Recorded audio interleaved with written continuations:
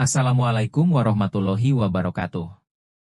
Segala puji dan syukur bagi Allah Subhanahu wa Ta'ala semata, yang Maha Hayyu lagi Maha Qayyum, yang tidak pernah terkena kantuk apalagi tidur. Sungguh, tidaklah berat baginya mengurusi alam semesta beserta isinya. Padanya segala makhluk bergantung. Sholawat dan salam sebanyak hitungan nafas dari segala makhluk yang telah dan belum diciptakan. Semoga selalu tercurah kepada Nabi Muhammad Shallallahu Alaihi Wasallam beserta keluarganya, sahabatnya dan pengikutnya. Dengan wasilah beliau semoga Allah selalu memberikan kita kemakmuran, kemuliaan, kesejahteraan, kebahagiaan dunia dan akhirat. Hai viewers, subscribers, komentator dan share band Madian Channel. Ayo kita lanjutkan video bahasan kita. Fairuz adalah seorang yang diberkahi dari keluarga yang diberkahi, Muhammad Rasulullah. Begitu Rasulullah Shallallahu Alaihi Wasallam mengeluhkan sakitnya setelah ia menunaikan haji wada dan berita tentang sakit yang beliau derita telah menyebar ke seantero Jazirah Arab, maka Al-Aswad Al-Ansi yang berada di Yaman mulai keluar dari Islam. Langkahnya juga diikuti oleh Musailamah Al-Kadzab yang ada di Yamamah, Tulaihah Al-Asadi yang berada di negeri Asad. Ketiga orang tadi mengaku bahwa mereka adalah para nabi yang diutus masing-masing kepada kaumnya, sebagaimana Muhammad bin Abdullah diutus kepada kaum Quraisy. Al-Aswad Al-Ansi adalah seorang dukun yang selalu mengenakan sarung tangan, berkulit hitam, senantiasa berbuat jahat, memiliki tenaga yang kuat dan badan yang besar. Lebih dari itu, ia adalah orang yang amat pandai bersilat lidah. Seorang yang cerdas dan mampu membingungkan akal manusia dengan kebohongannya. Ia juga mampu memperdaya kalangan tertentu dengan harta, kedudukan dan jabatan. Ia tidak pernah berjumpa langsung dengan manusia kecuali dengan menggunakan topeng demi menjaga penyamaran diri dan kewibawaannya. Akan tetapi pada saat itu keturunan Al-Abna memiliki pengaruh di Yaman. Yang menjadi pemuka keturunan Al-Abna tadi adalah Fairuz Al-Dailami, salah seorang sahabat Rasulullah Shallallahu Alaihi Wasallam.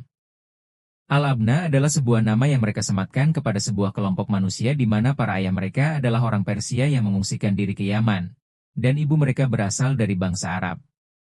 Pemimpin mereka bernama Badzan yang pada saat Islam muncul, dia adalah seorang raja Yaman dari pihak Kisra, pemimpin Persia.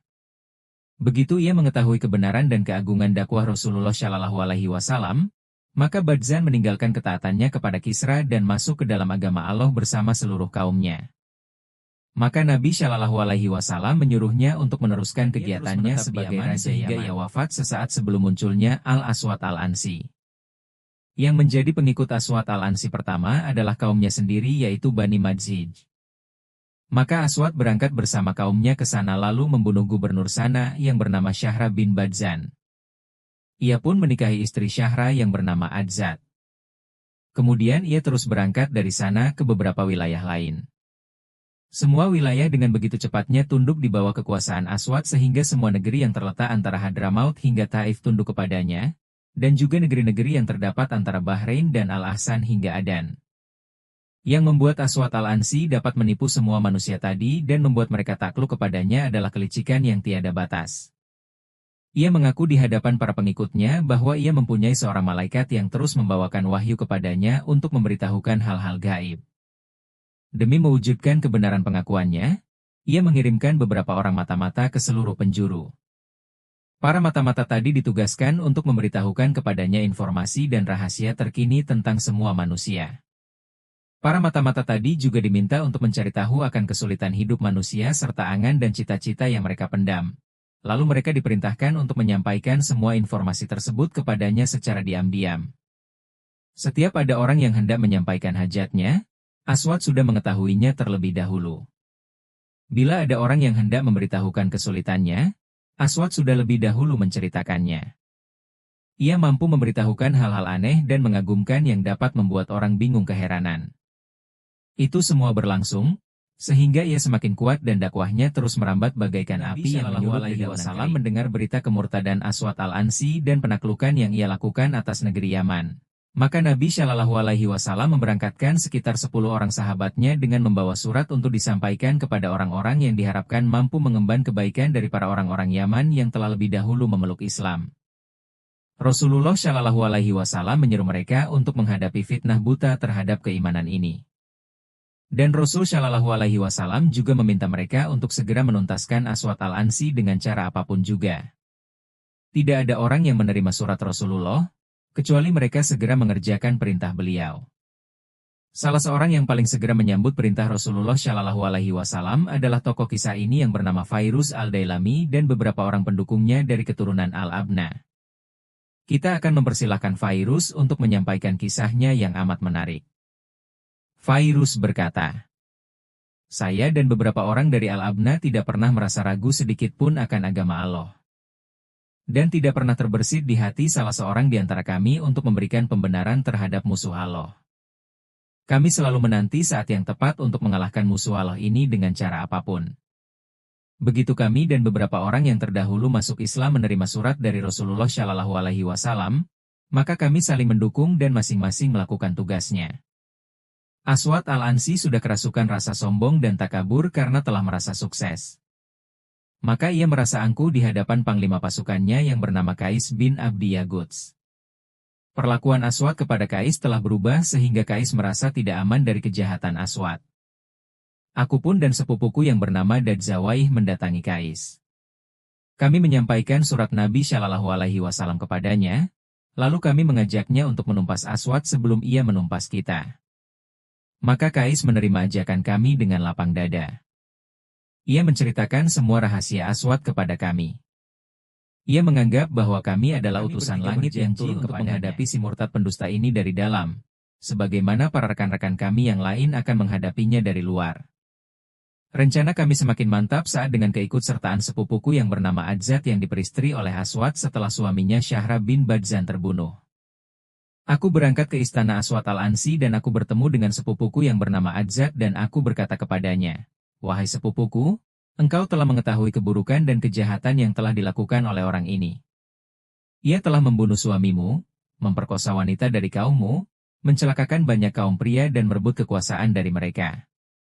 Dan inilah surat Rasulullah Shallallahu Alaihi Wasallam yang ditujukan kepada kita secara khusus dan kepada penduduk Yaman secara umum agar kita dapat menuntaskan fitnah yang merebak ini.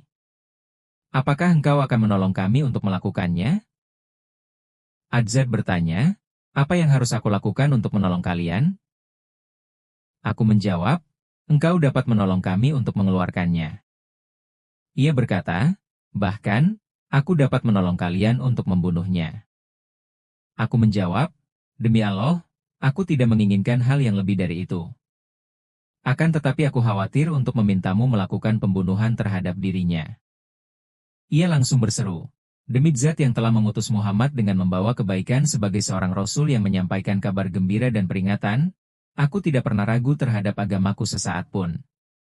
Allah Subhanahu wa Ta'ala tidak menciptakan seorang manusia yang lebih aku benci daripada setan ini.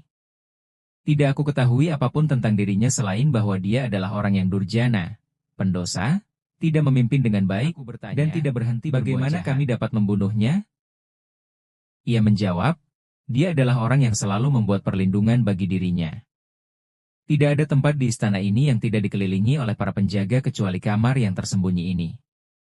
Muka kamar ini akan terlihat di tempat ini. Pen, ia menyebutkan sebuah lokasi. Jika sudah malam, datanglah ke kamar tersebut di tengah kegelapan. Di dalamnya kalian akan mendapati senjata dan lentera. Kalian akan menemuiku di sana untuk menanti kedatangan kalian. Kemudian kalian dapat menyusup ke dalam ruangannya dan kalian dapat membunuhnya."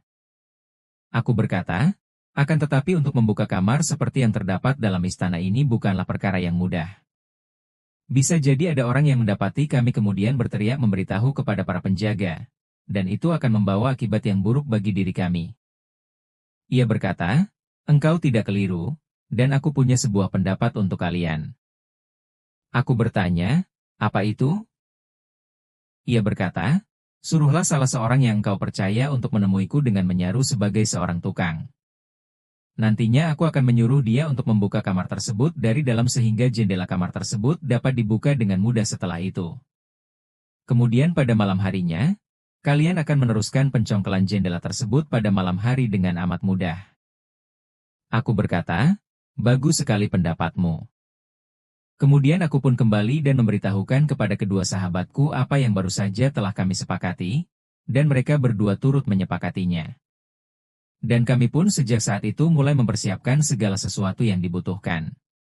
Kemudian rencana tersebut kami ceritakan secara rahasia kepada orang mukmin pendukung kami, dan kami meminta mereka untuk siaga.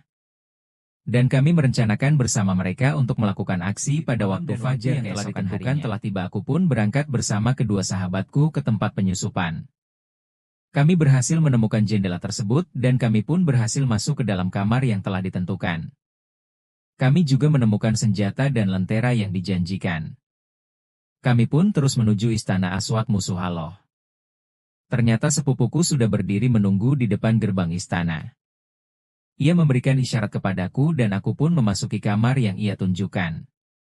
Begitu kami memasukinya, ternyata Aswad sedang tertidur dengan mendengkur.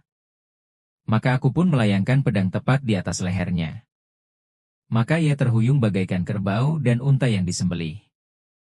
Begitu para penjaga mendengar jeritannya, maka mereka segera mendatangi kamar Aswad dan bertanya, "Ada apa gerangan?"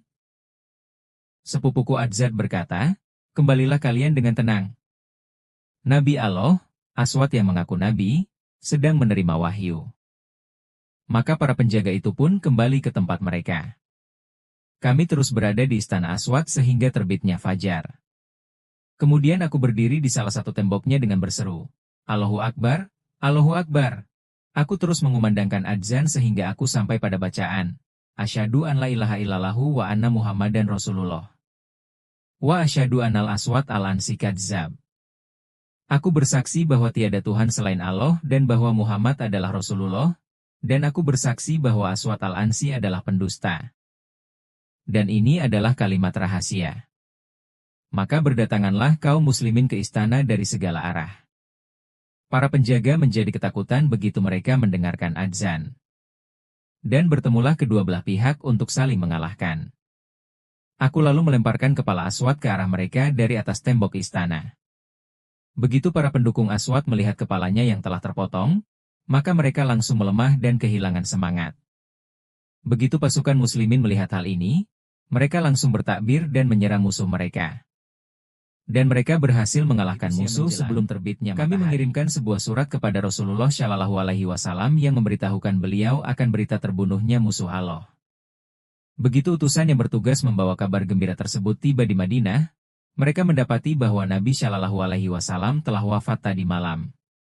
Akan tetapi tidak lama kemudian mereka mengetahui bahwa wahyu Allah telah memberitahukan beliau akan terbunuhnya Aswad al-Ansi pada malam di mana Aswad terbunuh. Maka Rasulullah Shallallahu Alaihi Wasallam bersabda kepada para sahabatnya, "Aswad al-Ansi telah terbunuh semalam. Dia telah terbunuh oleh seorang yang diberkahi dari keluarga yang diberkahi." Ada yang bertanya kepada beliau, "Siapakah orangnya, ya Rasulullah?" Rasul menjawab, "Dialah Fairuz." Beruntung Fairuz.